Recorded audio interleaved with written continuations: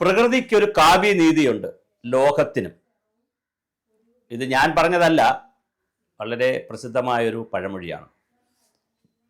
ഏത് വിഷയത്തിലും, ഏത് സമൂഹത്തിനും, ഏത് രാജ്യത്തിനും, ഏത് ജനതയ്ക്കും, ഏത് വ്യക്തിക്കും അവരുടെ ജീവിതത്തിൽ ഒരു സർക്കിളുണ്ട്, ഒരു സൈക്കിളുണ്ട്. എല്ലാ കാലവും ഉയർന്നു നിന്ന് കളയാം എന്ന് അഹങ്കരിക്കരുത്.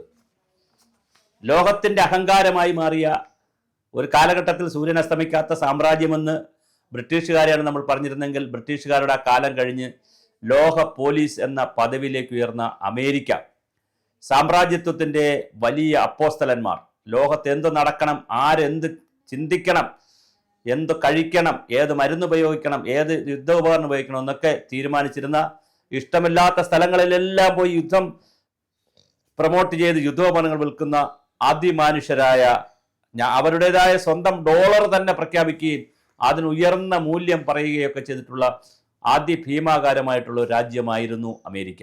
ആയിരുന്നു എന്ന് പറയുന്നതാണ് നല്ലത്, യുണൈറ്റഡ് സ്റ്റേറ്റ്സ് ഓഫ് അമേരിക്ക. അവിടെ രണ്ടാം വട്ടം ഡൊണാൾഡ് ട്രംപ് അധികാരത്തിൽ വന്നപ്പോൾ സംഭവിച്ചത് സകല മേഖലകളിലും കൂപ്പുകുത്തുന്നതാണ്. ഇപ്പോഴിതാ വരുന്ന വാർത്ത, അമേരിക്ക പട്ടിണിയിലേക്ക് പോയിരിക്കുന്നു എന്നുള്ളതാണ്. 40ഓളം വിമാനങ്ങളുടെ 4000ഓളം സർവീസുകളാണ് അവിടെ നിർത്തിവച്ചിരിക്കുന്നത്. ശരിക്കു പറഞ്ഞാൽ 2019 34 ദിവസത്തെ ഇതുപോലത്തെ ഷട്ട് ഡൗൺ വന്നിരുന്നു. ഇപ്പോഴത്തത് 35 ദിവസത്തിലേക്ക് കടന്നിരിക്കുന്നു. പക്ഷേ 35 ദിവസത്തിൽ കടന്നു എന്നുള്ളതല്ല, എന്നാണിത് പരിഹരിക്കുക എന്നുള്ളത് വളരെ വലിയ പ്രതിസന്ധിയാണ്. കാരണം ഒബാമ കെയർ എന്നെല്ലാം പറഞ്ഞ് ആരോഗ്യരംഗത്ത് കൊണ്ടുവന്നിട്ടുള്ള അതിമനോഹരമായ കുറേ പരിഷ്കാരമുണ്ട്. സപ്ലിമെന്ററി ന്യൂട്രീഷൻ പ്രോഗ്രാം എന്നൊക്കെ പറയുന്ന ആളുകൾക്ക് ആരോഗ്യ ഇൻഷുറൻസും ആരോഗ്യ മേഖലയിൽ സേവനം കൊടുക്കുന്ന അല്ലെങ്കിൽ ധനസഹായം കൊടുക്കുന്ന മനോഹരമായ പദ്ധതി. ട്രംപ് വന്നപ്പോൾ പറഞ്ഞു അത് ചെയ്യാൻ പറ്റില്ല, അത് വലിയ സാമ്പത്തിക പ്രതിസന്ധി ഉള്ളതാണ്, അതൊന്നും ചെയ്യാൻ പറ്റില്ല എന്ന് പറഞ്ഞു. പക്ഷെ അങ്ങനെ പറഞ്ഞപ്പോൾ റിപ്പബ്ലിക്കൻ പാർട്ടിക്കാർ പറഞ്ഞു, അല്ല ഡെമോക്രാറ്റിക് പാർട്ടിക്കാർ പറഞ്ഞു അത് പറ്റില്ല, ഇതില്ലാതെ സെനറ്റ് ഇത് പാസ്സാക്കില്ല. സെനറ്റ് പാസ്സാക്കാതെ, സെനറ്റിൻ്റെ 2/3 ഭൂരിപക്ഷം കിട്ടാതെ അല്ലെങ്കിൽ അത് പാസ്സാക്കാതെ ബഡ്ജറ്റ് മുന്നോട്ട് പോകില്ല. അപ്പോൾ രാജ്യത്തിൻ്റെ ബഡ്ജറ്റ് മുന്നോട്ട് പോയില്ലെങ്കിൽ, ബഡ്ജറ്റ് പാസ്സാക്കിയില്ലെങ്കിൽ ട്രഷറിയിൽ നിന്ന് പൈസ എടുക്കാൻ കഴിയില്ലല്ലോ. അതൊരു നിയമപ്രശ്നമാണല്ലോ, ഒരു ഭരണഘടനാ പ്രതിസന്ധിയാണ് ഏത് രാജ്യത്തിൻ്റെ ആയാലും. അപ്പോൾ അമേരിക്കയുടെ ഒരു ഭരണഘടനാപരമായ ഒരു പ്രതിസന്ധിയാണ്, ഒരു അഡ്മിനിസ്ട്രേറ്റീവ് പ്രതിസന്ധിയാണ്, ഒരു ഫിനാൻഷ്യൽ പ്രതിസന്ധിയാണ്. അവിടുത്തെ സെനറ്റ് എത്ര തവണ കൂടി, പലതവണ കൂടി ചർച്ച ചെയ്തെങ്കിലും നമ്മുടെ ട്രംപ് 1 മില്ലിമീറ്റർ പോലും പിറകിട്ട് പോകാൻ താല്പര്യപ്പെടുന്നില്ല.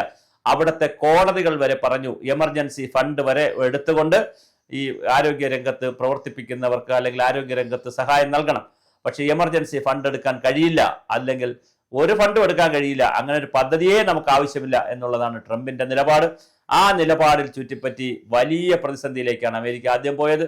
ഒരുപാട് കോളേജുകൾ അടയ്ക്കുക, സ്കൂളുകൾ അടയ്ക്കുക, സർവീസുകൾ നിർത്തിവെക്കുക, ട്രാൻസ്പോർട്ട് സർവീസ് നിർത്തിവെക്കുക, ഇപ്പോൾ വിമാന സർവീസുകൾ നിർത്തിവെച്ചിരിക്കുന്നു.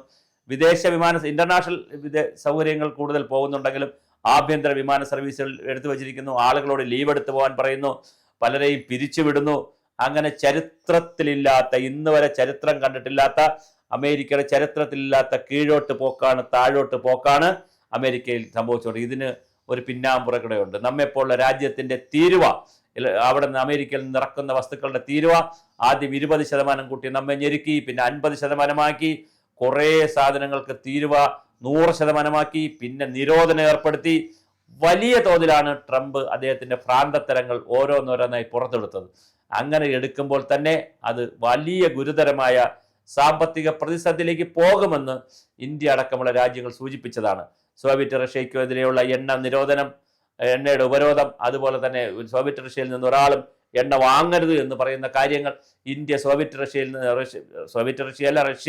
റഷ്യയിൽ നിന്ന് ഇന്ത്യ എണ്ണ വാങ്ങാൻ തീരുമാനിച്ചതിനെ നഖശിഖാന്ത് എതിർത്ത് അതിൻ്റെ പേരിലാണ് ഇന്ത്യക്ക് പ്രതിരോധം ഏർപ്പെടുത്തി, ഉപരോധം ഏർപ്പെടുത്തി. പക്ഷേ ഇന്ത്യ അത് മൈൻഡ് ചെയ്തില്ല. നരേന്ദ്രമോദിയും ഇന്ത്യ ഗവൺമെൻറ്റും ഒക്കെ വളരെ ലാഘവത്തോടുകൂടി കണ്ടിട്ട് നിങ്ങൾ പോടാ എന്നുള്ള സ്റ്റൈലിൽ ഞങ്ങൾക്ക് വേറെ ശക്തികളുണ്ട് എന്നുള്ള നിലയിൽ ചൈനയുമായും റഷ്യയുമായിട്ടൊക്കെ നല്ലൊരു ബന്ധമുണ്ടാക്കി, വേറെ പുതിയ ശാക്തിക ചേരികൾ തന്നെ ഉണ്ടാക്കി മുന്നോട്ട് നീങ്ങി. ഡോളറിന് പകരമുള്ള പുതിയ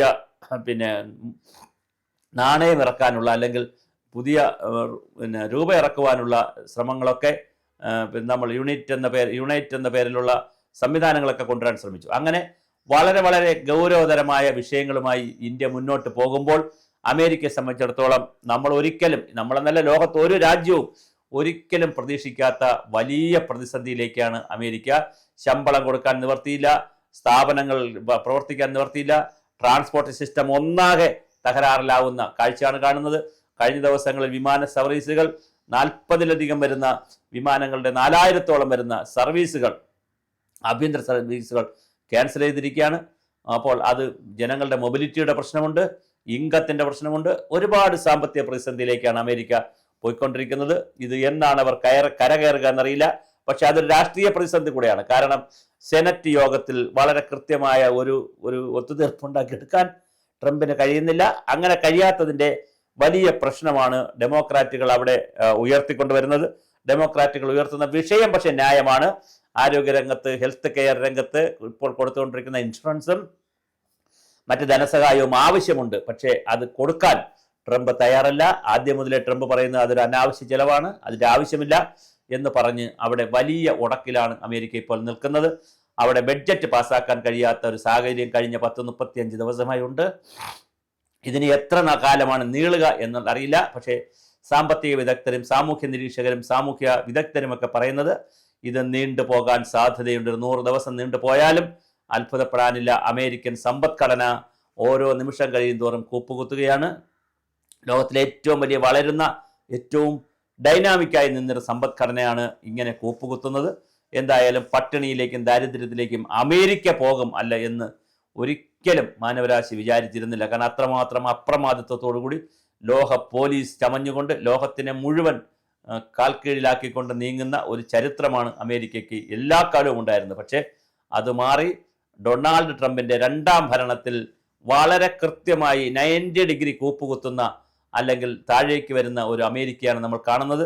ഇതിൻ്റെ അനുരണനങ്ങൾ ലോകത്തിലെ എല്ലാ രാജ്യങ്ങളും ഉണ്ടാവും. കാരണം ഒരുപാട് വ്യാപാര കരാറുകൾ, മരുന്നിൻ്റെ കണ്ടുപിടുത്തം, അങ്ങനെ ഒരുപാട് വസ്തുക്കൾ, ഇലക്ട്രോണിക് ഉപകരണങ്ങൾ, അങ്ങനെ ധാരാളം കാര്യങ്ങൾ ലോകത്തിന് സംഭാവന ചെയ്യുകയും ലോകത്ത് നിന്ന് അങ്ങോട്ട് എടുക്കുകയും ചെയ്യുന്നൊരു വിപണിയാണ്. ലോക വിപണികളിലേക്ക് ഒരുപാട് വസ്തുക്കൾ കൊടുക്കുന്ന രാജ്യമാണ്, അവരുടെ വിപണിയിലേക്ക് ഒരുപാട് വസ്തുക്കൾ എടുക്കുന്ന രാജ്യമാണ്. അപ്പോൾ അത് ചൈനയുടെ പല ഉൽപ്പന്നങ്ങളും പലപ്പോഴും നിരോധിച്ചു, റഷ്യയുടെ ഉൽപ്പന്നങ്ങൾ നിരോധിച്ചു, ചൈനയ്ക്കെതിരെ ഉപരോധമായിട്ട് വന്നു, റഷ്യക്കെതിരെ സ്ഥിരമായൊരു ഉപരോധമാണ്, ഇന്ത്യക്കെതിരെ ചുങ്കം ചുമത്തിക്കൊണ്ടുള്ള പരിപാടികൾ. ഇങ്ങനെ അതിശക്തമായി തങ്ങളെ എതിർക്കുന്ന അല്ലെങ്കിൽ തങ്ങൾക്ക് ഇഷ്ടമില്ലാത്ത ആരെല്ലാം ഉണ്ടോ അവരെല്ലാം എതിർക്കുകയും പ്രതിരോധം ഏർപ്പെടുത്തുകയും ഉപരോധം ഏർപ്പെടുത്തുകയും തീരുവ കൊണ്ടുവരികയൊക്കെ ചെയ്യുന്ന വളരെ പിന്തിരിപ്പൻ ആശയങ്ങൾ ചെയ്തിപ്പോൾ എല്ലാം ബൂമാറാങ് പോലെ തിരിച്ചടിച്ചിരിക്കുകയാണ്. അമേരിക്കയ്ക്ക് കരകയറാൻ പറ്റാത്ത രീതിയിൽ, അല്ലെങ്കിൽ എത്ര കാലം കൊണ്ട് കരകയറാൻ പറ്റുമെന്ന് അറിയാത്ത രീതിയിൽ വലിയ പ്രതിസന്ധിയിലേക്കാണ് അമേരിക്ക പോയിക്കൊണ്ടിരിക്കുന്നത്. ഇനി എന്നാണ് എപ്പോഴാണ് ശരിയായി വരിക എന്ന് അമേരിക്കക്കാർക്ക് ഒരു ധാരണയില്ല. എല്ലാ സാമ്പത്തിക വിദഗ്ധരും സാമൂഹ്യ ശാസ്ത്രജ്ഞന്മാരും സാമൂഹ്യ വിദഗ്ധരും പറയുന്നത് ഇത് തീ കൊണ്ടുള്ള തലചൊറിച്ചിലാണ് ഡൊണാൾഡ് ട്രംപ് ചെയ്യുന്നത്. ഒരു പദ്ധതിയുടെ പേരിൽ, ഒരു പദ്ധതി ഇൻക്ലൂസീവ് ആക്കണം അല്ലെങ്കിൽ ഉൾച്ചേർക്കണം എന്നുള്ള ആ ഒരു വാശിയുടെ പേരിൽ ഒരു ജനതയും ഒരു സമൂഹവും ഒരു രാഷ്ട്രവും തന്നെ കൂപ്പുകുത്തി പട്ടിണിയിലേക്ക് പോകുന്ന കാഴ്ച അതിദയനീയമാണ്, ഭയാനകമാണ്. പക്ഷെ എന്ത് ചെയ്യാം, ട്രംപിൻ്റെ പിടിവാശിക്ക് മുന്നിൽ ലോകത്തിനും ഒന്നും ചെയ്യാനില്ല, അമേരിക്കക്കാർക്കും പ്രത്യേകിച്ച് ഒന്നും ചെയ്യാനില്ല എന്ന രീതിയിലേക്കാണ് ട്രംപിൻ്റെ എന്ന് പറയുന്ന ഒരു ഏക വ്യക്തിയുടെ ഈഗോയും കോംപ്ലക്സും വാശിയും അതിൻ്റെ പുറത്ത് അനുഭവിക്കുന്നതാകട്ടെ ഒരു ജനതയും ലോക രാജ്യങ്ങളും.